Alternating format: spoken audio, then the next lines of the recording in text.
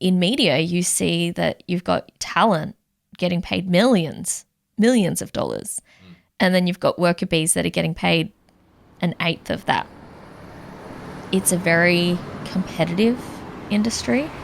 There's always somebody coming up beside you who could have better skills than you and will do it for less. You know, there's always that lingering over you.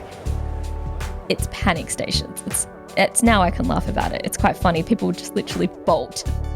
And I was burnt out, and I knew that. I was literally running on empty. I just needed to find who I was without being Cassie at Double J or Cassie at Triple M. You know, I just need to find myself again. It's about just being happy. And I know that sounds like so lame, right? To say, I just want to be happy, because that's what we all want. He came up to my desk one day and was like, hey, got an idea for a podcast. I was like, yeah, cool. Like the amount of times I've heard that, I'm like, yeah, cool. He has been on the pod and literally like was kind of just doing some small shows, and then he's on tour with Ed Sheeran. I don't mean to toot our own horn, but it happens very often. It's some of the biggest music industry minds, right? Yeah. In a room. Yeah. It's intense, and it brings tears, and it's like beautiful, and it's so important. It really does change musicians' lives. I'm Cassie Walker, and this is the Good People Podcast. It's a tip of the cap, it's a pat on the back, it's a smile from ear to ear. They're the good people from round here.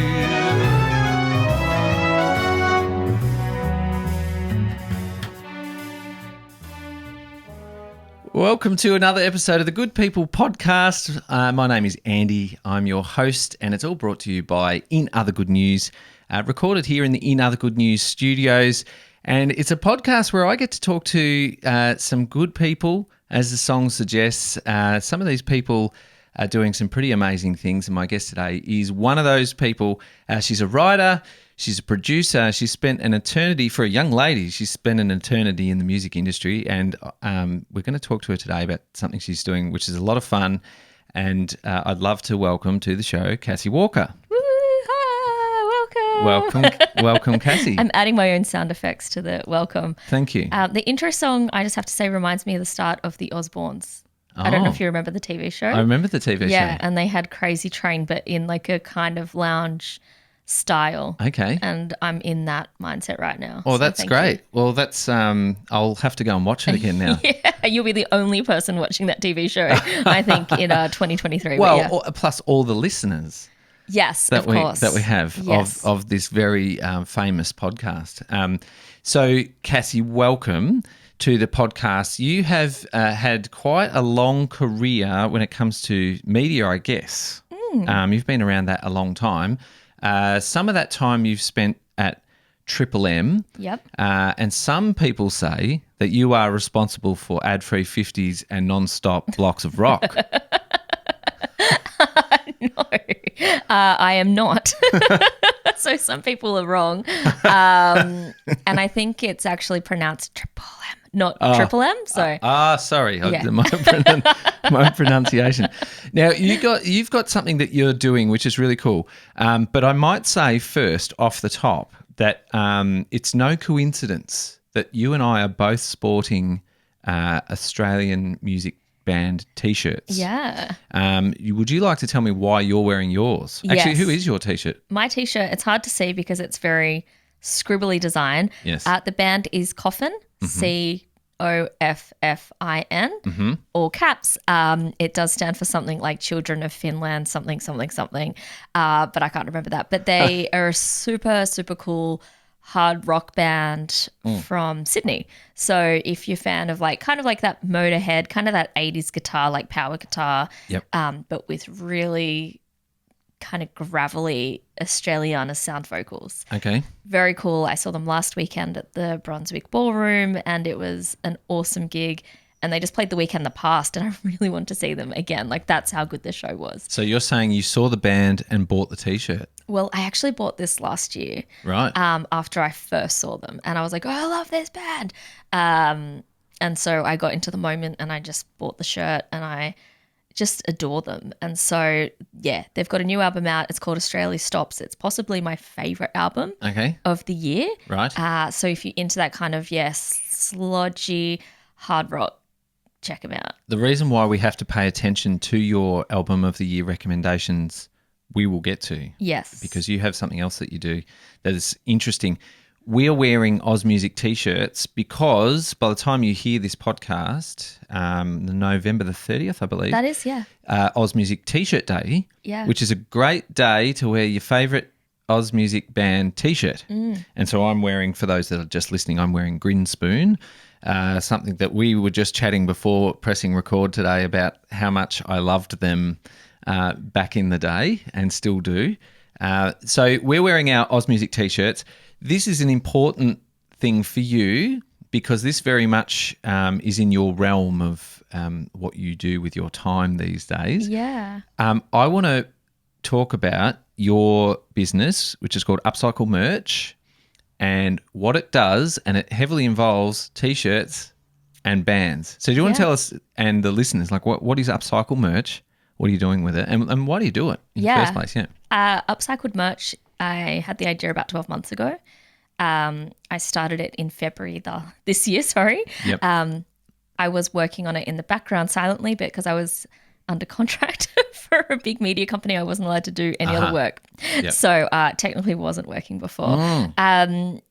Plainly, what it is, it's giving new life to old. So I source plain items of clothing, mainly T-shirts, but jumpers, hats and tote bags as well. Mm-hmm. Kind of whatever people want. Yep. And I source those. Generally, it's from op shops, local op shops. I then get these T-shirts. I quality control them. Don't think you're getting like pit stains. You can still BYO pit stains. And then I print a new design on them. Right. Which will be a band logo or a company logo.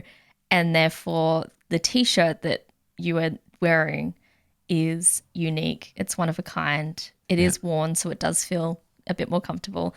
And it is saving items from landfill. And rather than creating something new, we're creating something new from something old. So we're not creating new items, which I think is probably a pretty important conversation to have. I think the world needs more of this. So you take probably the question would be who would use this? Who wants to use your services? Yeah, I mean, my customers are varied. It's from a band that wants like a run of 10 T-shirts because they don't know if they're going to sell the T-shirts. Yep. Fun fact, the T-shirt sold out. People generally want more. If you've got an audience and you're doing a show and you're going to have more than 10 people there, you're going to sell more than 10 T-shirts. But It again, I don't want people ending up with a big batch of dead stock that they're never going to use. So yeah, it's from independent artists to signed artists. I've just had my biggest order for the company yet completed, which has been really special. Yeah. That's been a huge order, and companies as well. I've actually had a nice community grocer want me to do their winter uniforms because it's like-minded businesses. So it's really, really varied. It's essentially just people that care about where their things come from. Yeah. And so why do musician T-shirts is a big, I feel like they're hand in hand, it's synonymous. But why do musicians print T-shirts? Like what's the value for them? Money. And I know that sounds really silly, but, how often do we pay for music these days? Not often. I mean, I do because I'm a bit of a freak like that. I love music. Yep. But it's very rare that people pay for music. So this is the way that musicians are making money, particularly on a grassroots level. There's pretty much you take all the profit. Yep. When you do start playing those bigger venues, that's when you end up, having to pay like a venue fee. But that's really, it's all that money in your pocket. So it's a way to make money. It's also branding, people are wearing it. People see your T-shirt, you walking down the street, people go, oh, Green Spoon T-shirt. And then they start thinking. So you're really like a billboard for the artist as well. Yeah, well, I think to this one we went to the same concert. We did, which was like one of the best. And Green Spoon Live is so good. Yes, I I concur. So it's really important for musicians because it is very difficult to make money as an average, not average in skill, but average musician. Yeah. Only a few people ever make it just from fame. So they have to find ways of making money. I'm on a few Facebook groups watching musicians talk about making money, and it's a big deal that they're not making much income from what they're doing. But the expectation is that we'll always have music. Yes. Should be able to just turn on my phone. I should be able to have music at will. So it's a big deal. So these people can come to you. Yeah. They want to make their band merch, and then you go and source the high quality product to then go and make their merch. That's right. Yeah. Yeah. It's I think it's really nice because it means that T-shirt, which might just sit on the rack for years and years, ends up being worn again, which is great to counteract that fast fashion kind of. Yeah. And I mean, a lot of people don't think to go to an op shop to buy a plain item of clothing because we've got fast fashion outlets that sell plain T-shirts for not much money. Not much, yeah. So people aren't really going to go to an op shop. And there is, more steps that I do want to kind of get to the items that are just being discarded and going straight to fabric recycling. Yeah. So that's a whole nother step again. I've actually found a great supplier that's actually here in the West that makes tote bags out of denim that would ordinarily just end up in fabric recycling. So thankfully people are being more thoughtful with how they, dispose of fabric. Yeah. But at the end of the day, it's about where does that go? It still has to go somewhere, right? Yeah. So although you can recycle, you're still creating unnecessary items, I guess. So that's, so I have this tote supplier who makes amazing things from denim that would ordinarily, it can't be worn. So it's probably going to, who knows, it might be sitting in a recycle plant for years. So I do want to get to that point with the T-shirts, but at the moment it's still me sourcing it. And it's fun. I actually love the process. I'm an op shop fan myself. Yes. I love it. I love talking to the gorgeous volunteers who are there. The people that work there, yeah. The people that work there. And I've had some really beautiful conversations. And I mean, at the end of the day, the suppliers are local charities that need it. Yep. It's kind of, for me, it's the whole process is all very enjoyable. Meeting business owners or musicians who care about their impact and care about the environmental climate, the climate crisis, however you want to word it. But that for me has been really special. And then the point as well of going into the op shops and having a chat. And it's been a really beautiful feeling of community for me because I live in St Kilda West or St Kilda. And that area has just got so many gorgeous people that want to have conversations. Yeah, yeah. So, yeah. I think plus two, like you say, that the people that are coming to you have already, that they are already inclined to want to do something better than just go and, because we've talked about how when your options, if you're a musician and you're doing a tour or something and you want to get some merchandise, are to go through something mass produced to get the cost down. Yeah. Because otherwise, if the cost is too high, then you make no money from it. That's right. And it makes it pointless doing it. But you want to get quality. Yeah. And so you're helping with that. But if they go and get 10 boxes of T-shirts or something, and at the end of the tour or whatever it is, you're stuck with boxes and boxes of low-quality T-shirt that probably no one really wants to wear outside of that because of the feel, right? Yeah. So that's important too, right? Yeah. And look, I know from having conversations that a lot of op shops don't want to accept that stock either. So a lot of what we donate to op shops, right? People think that op shops is a solution. People are like, oh, I'm so good because I donated a bag of clothes to the op shop and now I can buy, 70 new items from some online store. But op shops can only sell 30% of donations, right? 30% of what we donate is actually sold. Is sellable? Is sellable. Right. Right. So they have to chuck the rest. Yeah. Okay. And so it's not a solution. It blows my mind. But I am working on something with an artist at the moment of upcycling their old merchandise that they haven't been able to move. Oh. And so that's been a really fun creative project for me. Okay. I can't really say too much at the moment, but it's going to be launched next year and it's really exciting just to be able to find that old box Right. of stock, and particularly sizing as well, Yep. like it's some sizes you miss the mark. So that's what I'm working on, and it's going to be really fun. So I'll definitely have to keep you in the loop with that. Yes, please. And is this solution that you're coming up with now, is that something you can then apply to other people in the same position later? Like, is this going to be a whole extra new part? Yeah. Ah. Yeah. And I've done some survey in my community. Yes. I've got like one of those people that's friends with everyone on Facebook. Yeah. I've done some kind of questions, and I've done lots of surveys, and that's the main issue is when people do end up with that dead stock, they don't know what to do with it. Yeah. Op shops don't want to take it Yeah. most of the time. So that's something that I'm working on that's taking a little bit more time, but I know that I really want to finesse it and make it worth the while. That'll be unreal if you can do that, because then there's a solution for when you're stuck with all the other T-shirts. Yeah. But the idea is not to buy all that stuff in the first place, which is why I don't have a minimum order. So Yeah. you can get one T-shirt or you could get 100. Sure. I'm trying to make it as affordable for musicians as possible, because I understand that my market is grassroots musicians, Yes. or grassroots businesses, but they get it. And I really love that I'm connecting with people that get it. And the people that don't get it, there's other options. They don't have to shop with me, Yeah. Are you a musician yourself? I'm not. I learned, I used to play piano as a child, Yes. sing in choirs. I am a DJ. Yep. Yeah. Well, they're still musicians, DJs. I know, but I'm not like fully sick. Like I'm not Tiesto. I just like to play good songs like that. I'm not. Yeah. Yeah. But you do, I mean, talking about DJing, you have a podcast. I do.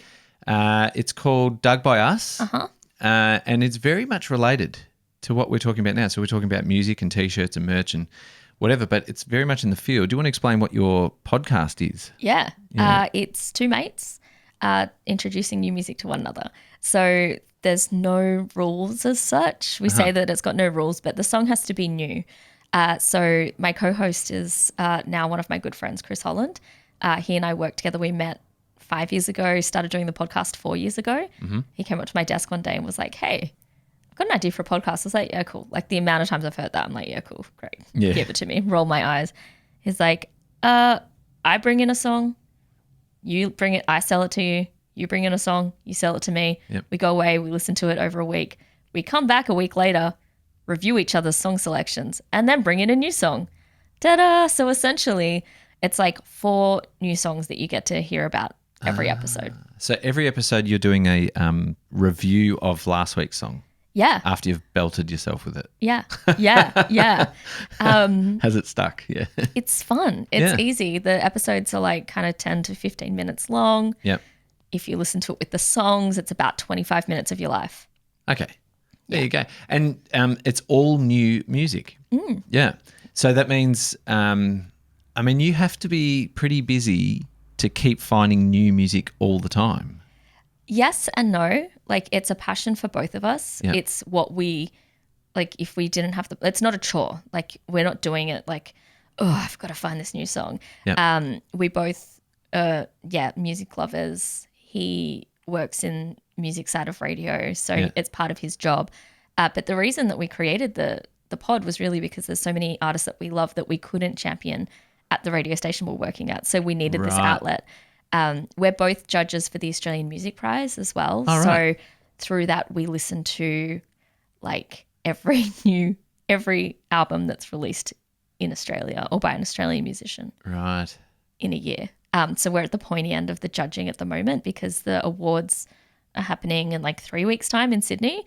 And yeah, it's like we listen to a lot of like new music. Right. And if I promise not to release this episode until that's happened, can you tell me who won? I don't even know. I don't even know. Like this is it. It's like a room, like it's some of the biggest music industry minds, right? Yep. In a room. Yep. Discussing what albums, we kind of agree on a top 9, but like hardly agree.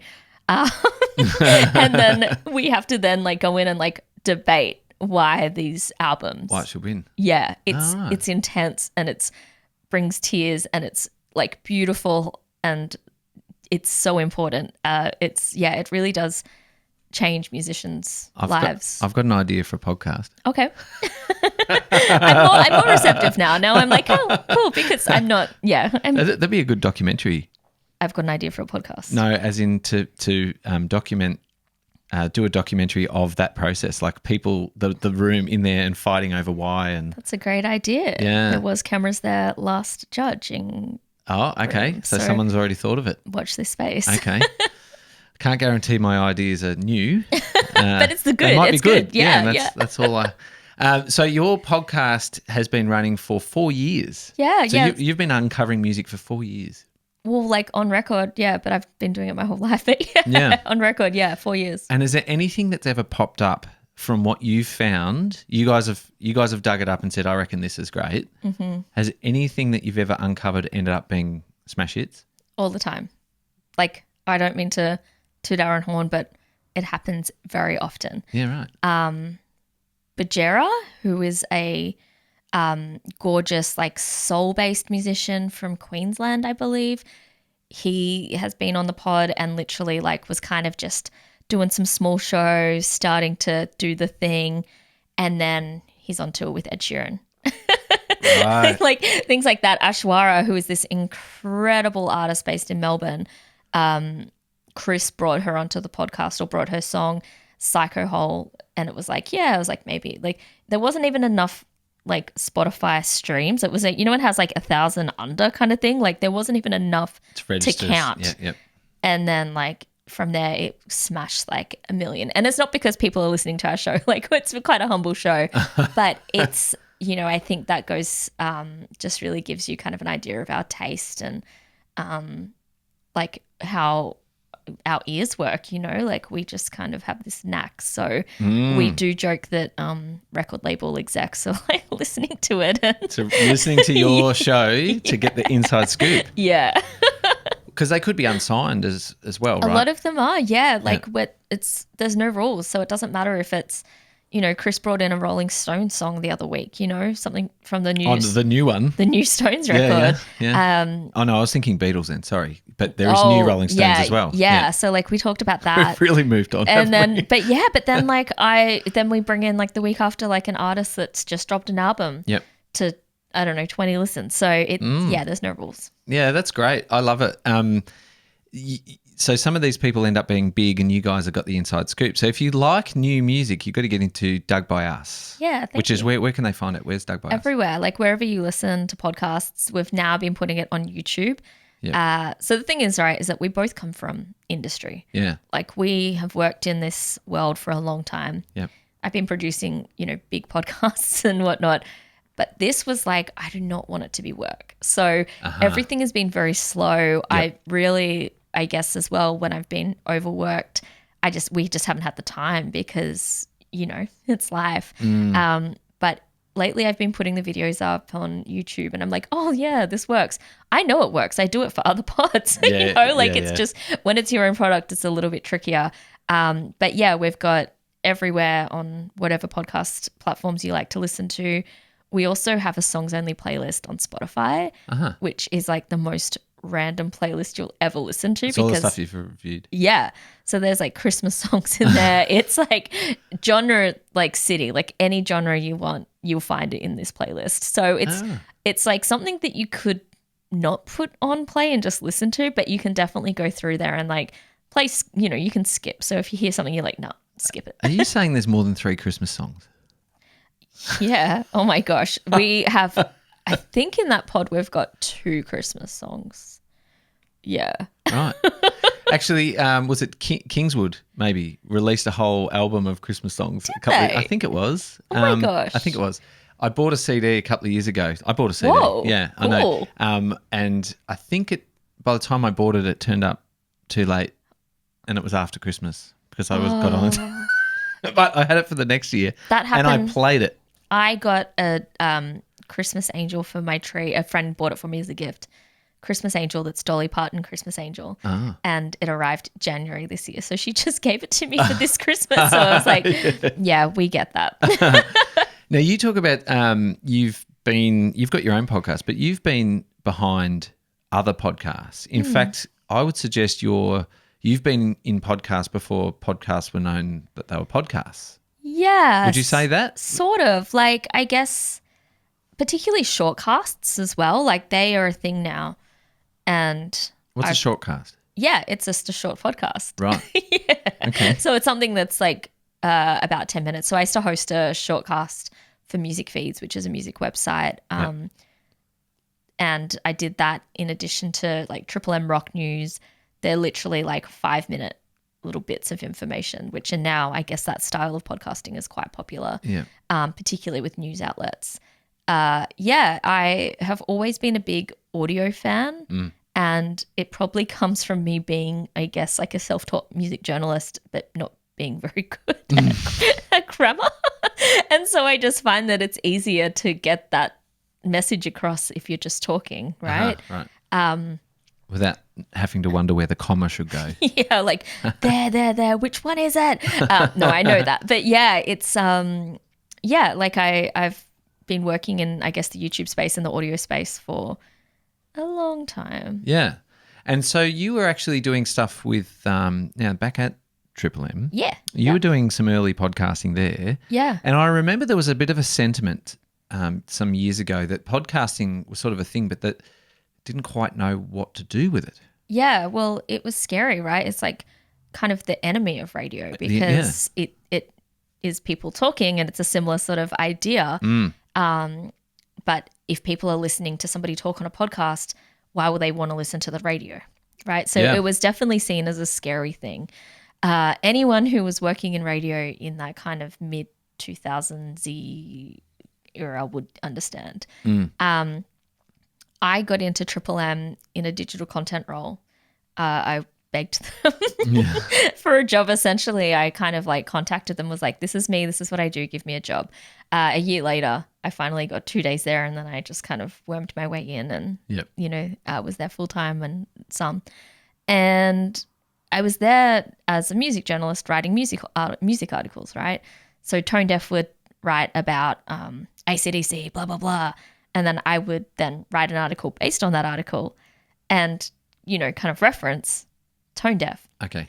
And then I'm like, hang on, we've got these incredible music voices here at the station working. At the time we had Ugly Phil and Jane Gazzo. And so, we had some really big names. And I was like, why aren't we using their stories and turning that into content and keeping people, like, first championing our own talent and giving them the respect and the kind of nod they deserve and not referencing another media outlet. 2, keeping them in our ecosystem, like keeping it so then you can make the audio. So then rather than it just going on air at radio and it disappear, because it just is aired and then that's it. Yeah, that's right. Giving it life and making it evergreen. And so then from there I got access to the archive, which is like the best thing ever. And I would then like repurpose articles based on old interviews. And so if we were doing an article about Foo Fighters, Triple M writing about Foo Fighters, that happened. Yeah. If we were doing that, then I would go into the archive and find an interview with Dave Grohl from, 2001. Yep.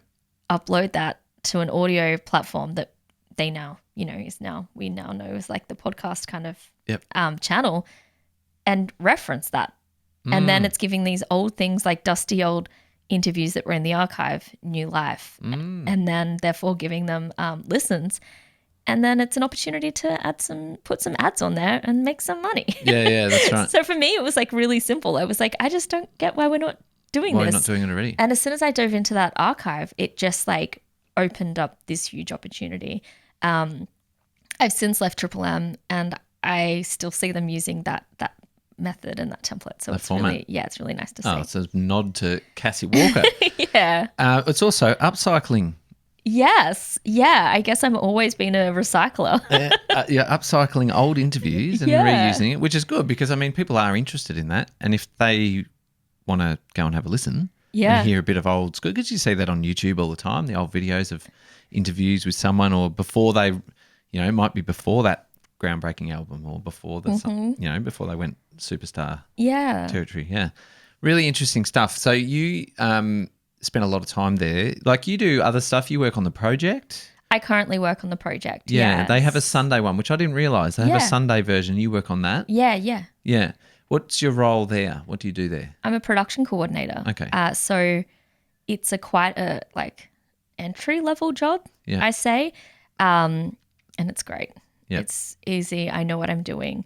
It's kind of like I feel like I very much just stepped in and could do it. And I go in there, I work hard for 10 hours a Sunday, and then I leave. And I don't think about it. Yeah. It's so nice. Yeah, and it's because we've chatted about the importance of personal balance, like the importance of doing things because they make you feel good and they're the right things to do, as opposed to being stuck in the wheel. And I know, and having never worked in commercial radio, but knowing people who have, it can be pretty tense and hectic, right? And you've always got 2 seconds of dead air is the end of the world almost, isn't it? So it's hectic. It's hectic, yeah. I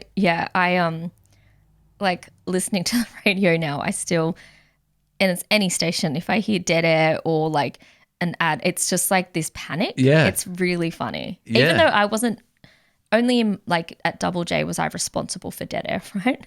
But at Triple M I wasn't responsible for dead air. Yep. But it's still it's panic stations. It's now I can laugh about it. It's quite funny. People just literally bolt to the studio. Yeah, because you got to work out what the problem is. Yeah. Because you can't have dead air. Because what if you got on radio if you got no sound? Yeah. It's gone. Yeah. So it's important for you. You were saying to sort of re-establish what it is that you want to do. How did you find you've moved on and you're now sort of choosing your own direction. You were telling me why that's important to you. Yeah, so I got my dream job, right? Landed my dream job. That's why I left SCA, which was the company that owns Triple M. Southern Cross, yep. Southern Cross, yeah. Yep. I got my dream job and over the moon. The same day that I got the call saying I got my dream job, I went to my doctor's following some testing and I got diagnosed with fibromyalgia, the exact same day. Okay. And that is a chronic illness. It's a nervous system condition. Okay. So I'd had all these things, I've kind of been somebody that's always sick, and I hate to say that, but just always just kind of mystery illnesses and whatnot. Sure. So it was a really great day for me because I'm finally I have an answer. Finally there's no more question marks, which that's, if you're struggling with anything health-wise, even if the diagnosis isn't great, it's such a relief to get a diagnosis. Gets you a reason. Yeah, and you can give yourself justification. You can understand your body a lot better. So that was a really important day for me. Like most people who get their dream job, it's generally not the dream once you're there. Can we say what the job was? Yeah, I was executive music producer at Double J. Right. Okay. And what does that mean? What do they choose? Yeah, so I was the 2IC for the station. Wow. It was, I love it. I love the station. It was I still listen to it. I love the music. You were there a while. I was there for it was a year contract and it extended till February. So 14 months. So really not that long. Yeah. And it was, it was a time. But I was also dealing with learning new things, learning new people, and also dealing with health. And, last year, which is when I had the job, was probably the most challenging because I had some other health stuff happen. So I get to the end of the year and it's your contract's coming up. You can kind of apply for internal stuff. You can extend it. And I was burnt out and I knew that. I was literally running on empty. I'd had one of the most challenging years of my life, losing some really great people in my life from illness. And it was just, I just hadn't, I guess, stopped and taken the time that I needed to deal with those things. It's also running off the back of COVID, just having to work a million miles an hour through navigating all of that. So I decided that was it. I'm leaving the ABC.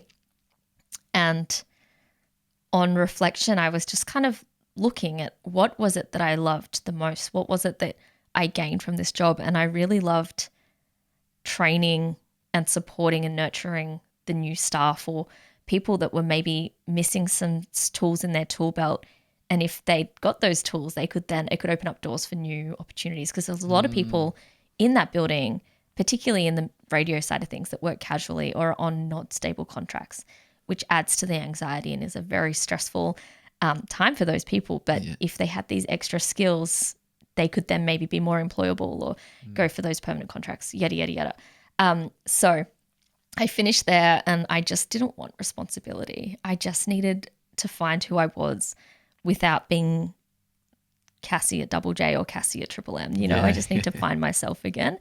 And it's been a really great year. And I think Upcycled was part of that, of not only doing something that will make a positive impact on the industry, but just being able to work my own hours and work around, medical appointments.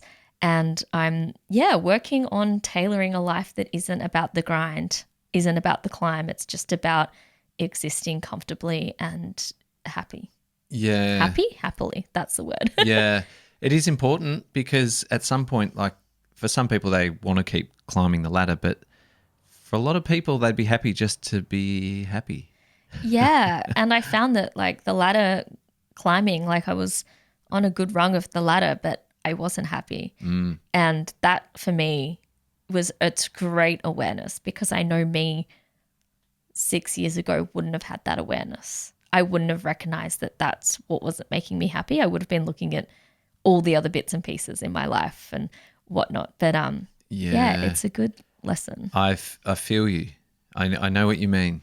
And I think the COVID period might have taught a lot of people that, I think. I think as well, but there's still so many people that are on that like climb. And I feel that the COVID thing, from what I've seen with people in my life, is it's created, like it kind of made people hustle harder. Okay. And I feel that people are just working harder than they did before.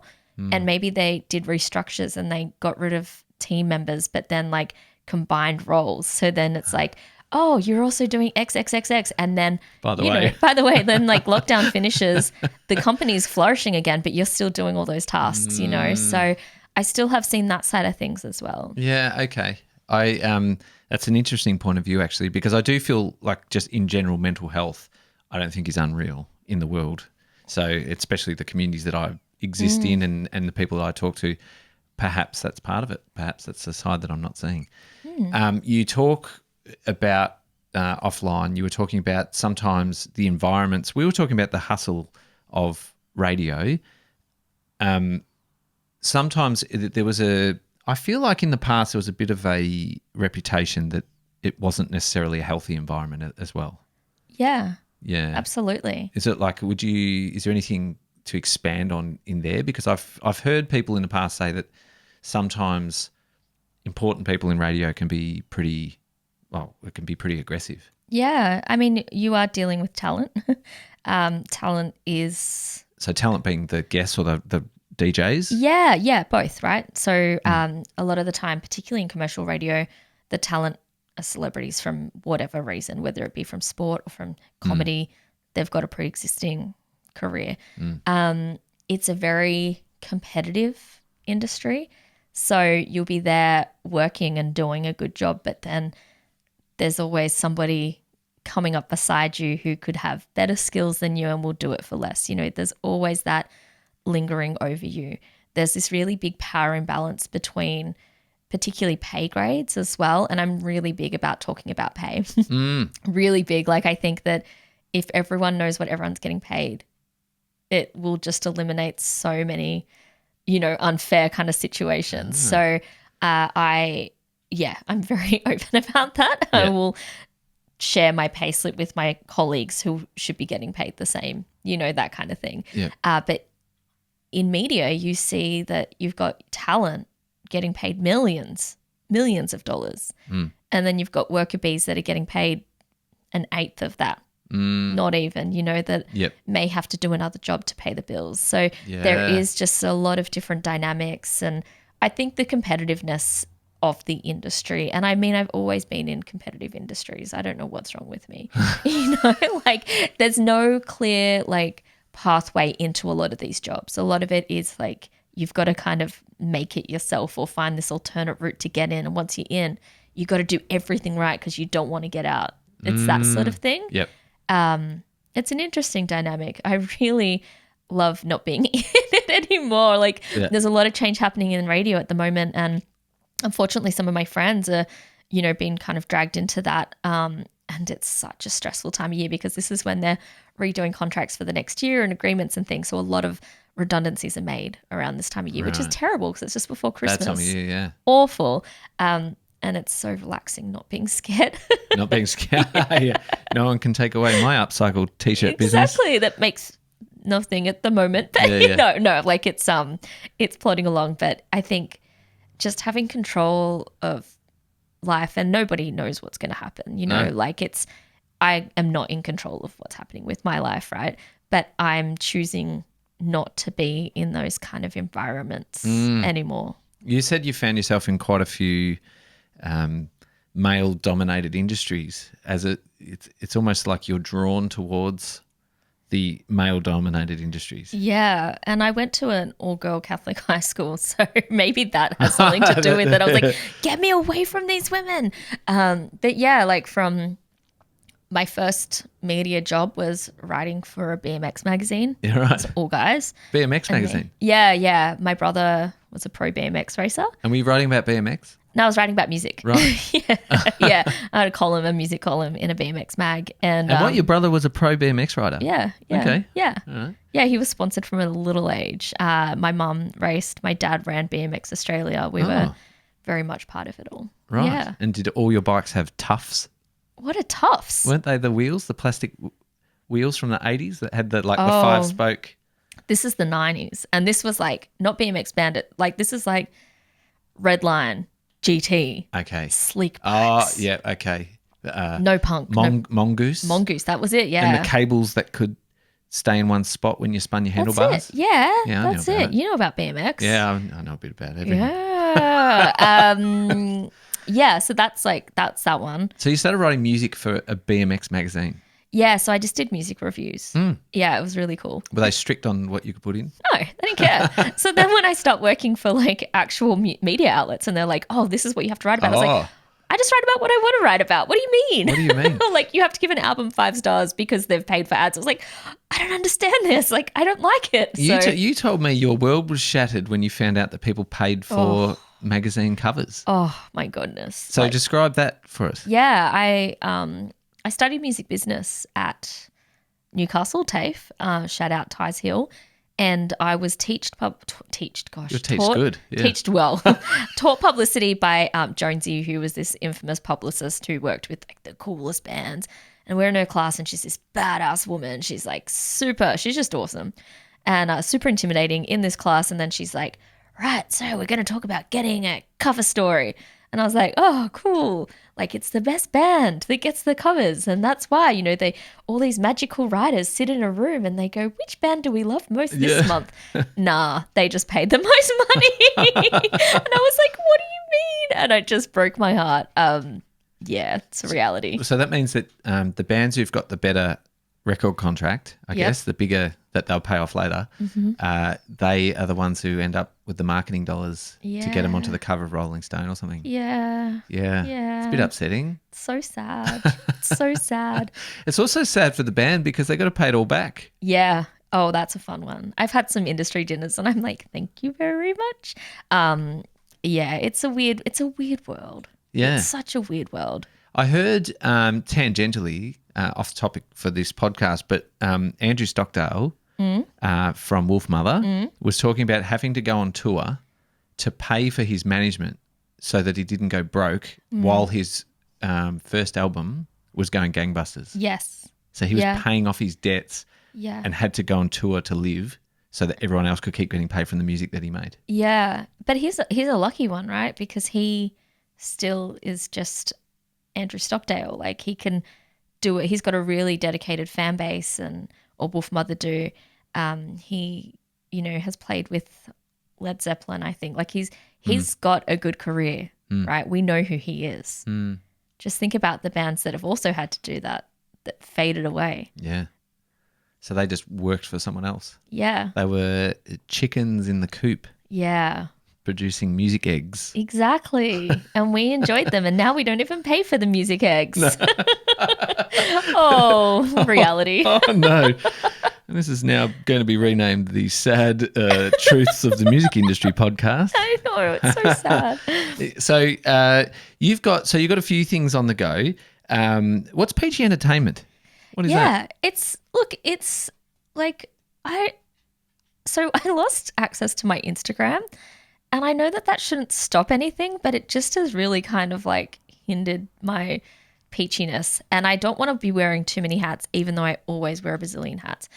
So I have just always done things in the music industry, whether it be management, booking, live stuff, event management. I just have always done stuff. I guess it's just a way to make money. Like I'm like, cool, you're going to pay me? I'll do it. Great. And that then I needed a name. So I was like, okay. And I created Peachy Entertainment. Mm-hmm. And that was a really great way for me to start charging for my work.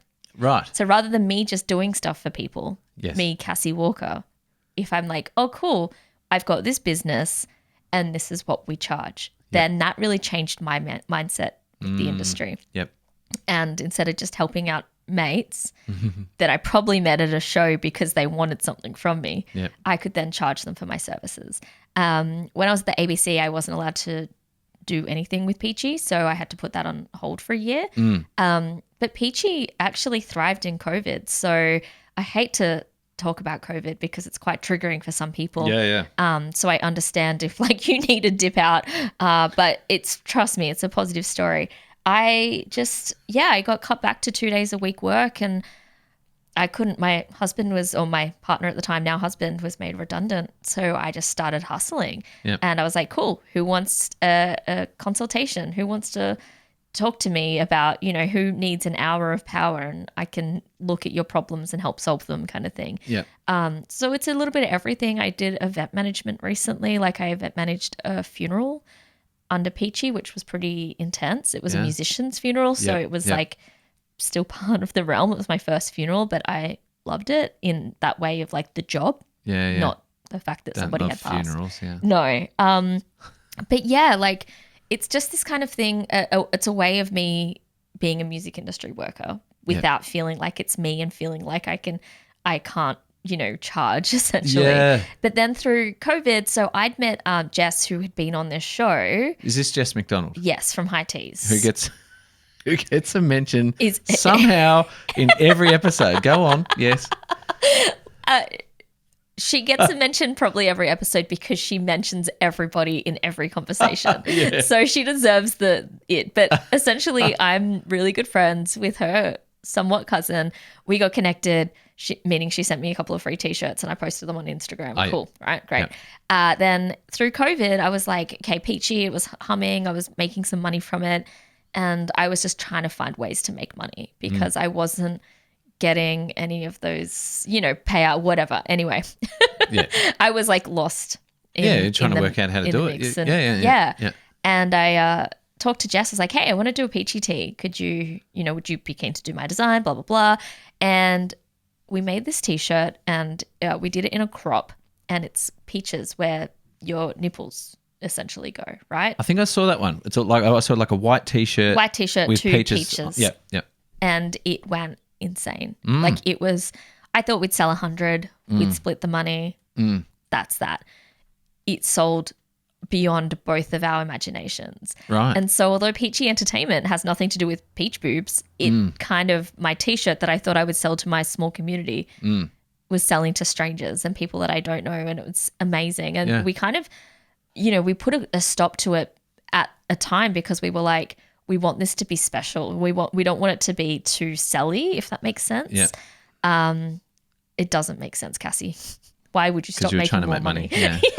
But we made it. We made enough, and it was really good. So Peachy at the moment is kind of still that sort of thing, but I have to be honest, put it on hold a bit because I'm studying, and I just had a few too many things going on the go, and I was a bit like, I don't know who I am. I need to just like chill out on this right now. Yeah, that's common. What are you studying? I'm studying teaching and assessment. with the plan to be teaching screen and media next year. Right. So teaching people how to create screen and media. Yeah. Yeah. Yeah, which, again, when I was at Double J, I recognized that was a really big part of what I loved. Like, we'd have some big musicians come in and I'm like, okay, young person who doesn't have as much experience as me, you go do this because it's a really thrilling experience for you. And that, for me, I was like, oh, I really love sharing knowledge and I really love nurturing and seeing that. So that's my way of doing that. There you go. So that's the future for you, is it? You're going to be teaching that and hopefully, excuse me, and hopefully you'll be providing many bands with their merchandise. Hopefully, yeah. Yeah. What else is, I mean, is there, you've got a lot. When you look at your LinkedIn and you go back and look at all the different roles you've had, you know, you've got plenty going on and you've done a lot in the past. Is this in your current fashioning of your own destiny type period that you're in now? Is this going to, like, which direction do you want it to head ideally if you had a choice? Yeah, the idea of me designing this new life of mine is to not work full time again. Yeah. Really don't want to do that. Yep. I don't want to reach burnout again. I want to be able to wake up and have my celery juice that I've just freshly made. You know, I need that balance in my life. I need to be in work situations or life situations that people are understanding that sometimes my left leg won't be working. Right. Like, I just can't feel my left leg. And okay. Is that part of your chronic? Yeah. Yep. And that, like, I might need some assistance, or I just, you know, like, I just am very much about designing a life around me. I want to be making good money on those few days that I am working, which I'm working towards. So those are the sort of things that I'm doing, but it's about just being happy. And I know that sounds like so lame, right? To say, I just want to be happy, because that's what we all want, right? But, like, we make decisions like, I know I can't be happy working in a competitive space 5 days a week, 9 to 7, maybe, always on, partying after that every night. I know that doesn't make me happy. So it's just like learning from what I've done in the past to make, for me, a better schedule. And in terms of the world impact, like, I just want to be able to share knowledge and help people and see people succeed, you know, see people go on their path and achieve things that they want to achieve. Like, if I've got, like, a little part in that's like absolutely gives me my kicks. That's lovely. It's really nice. I think we have similar values, which is nice. Can you tell us who we should watch? Who should I look out for in the music scene right now? There are so many great artists. I put you on the spot. Miss Kanina is great in terms of hip hop. Or something brand new. Yep. Brand new that you reckon will be big and you're calling it early. I want to timestamp this. Ooh. Oh, it's so tricky. Again, this is from the podcast. Chris brought in this band and I didn't know them, and he was so chuffed that I didn't know them. They're called the Vovos. Right. Very cool. Yep. Very cool punk rock kind of stuff, pop energy, really cool. Okay. The Vovos. The Vovos, that's your call? As in the ice Vovos. Oh, like the biscuit. Yeah, or the car, actually. I don't know about the car. The Volvo, but it could be like they've taken out an L. Oh, maybe. Okay. Now you're wondering where the name comes from. Yeah. But Vovo is that hairy biscuit with the pink hairy stuff on top. Yeah, I love the pink hairy biscuit. I love it. That's the name of the next band. The Pink Hairy Biscuit. You heard it first here on the Good People podcast. Well, look, Cassie, I've enjoyed chatting to you today. I really wanted to explore, you know, so the upcycled merch is really important because of it's recognizing that we need to reuse things instead of just making more stuff. Yep. And I really wanted to let people connect the dots between why it's so important to you. You know, like why merchandise and that sort of thing.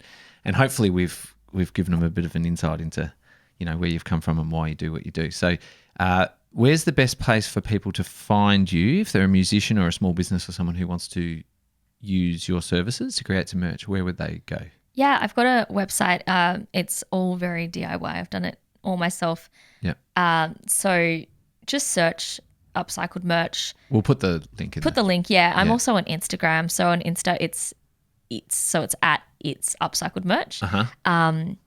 I also share everything I do on my own Instagram, which is Cassie_Walker. Sure. So if you get confused, just type in my name, Cassie Walker, and you'll find what I do. Yeah, cool. It's there. It's on the internet. And then they can find Doug by Us on Instagram as well. Yeah. I've seen that. It's got yellow on it. Yellow. Yeah, that's what, when I was talking to you, you're like, the yellow one. I'm like, yeah, we kind of picked that on purpose. We're like, what's a color that like isn't rocky that stands out? And I was like, yellow. I love yellow and black together. That's like one of my favorite combos. Are you a Richmond Tigers supporter? I'm not. I'm a Freo Docker. Oh. I know. I always get the response. I married into it. I wish I'd known that before we started. No, they're really sweet. Oh my gosh, I love them. And also talking about colours, here's us now in our black.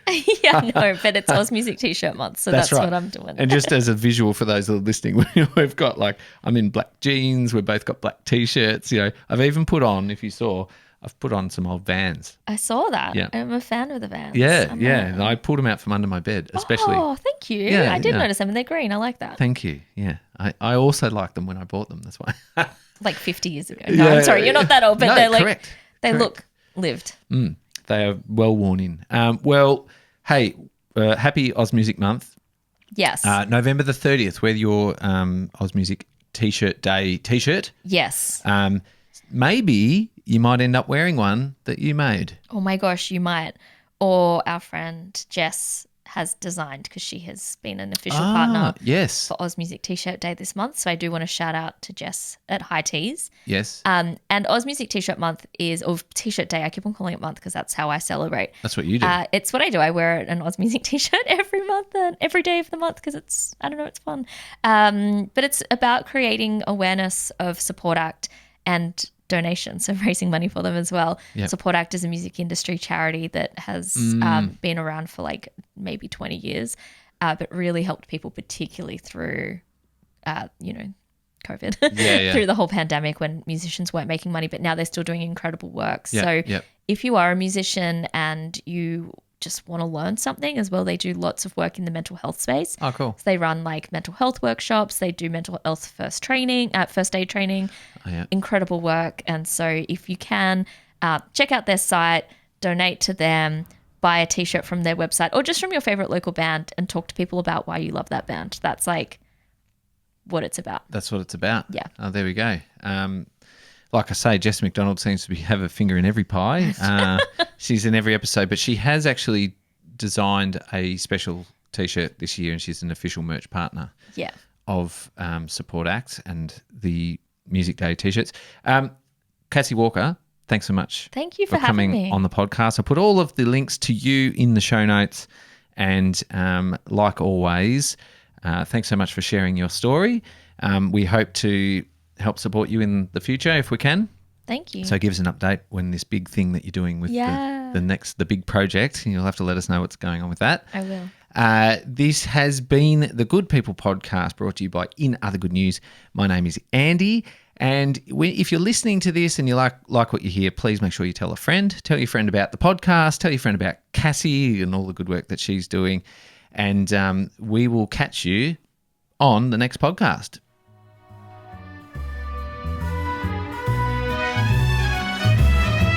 Well, it's a tip of the cap, it's a pat on the back, it's a smile from ear to ear. They're the good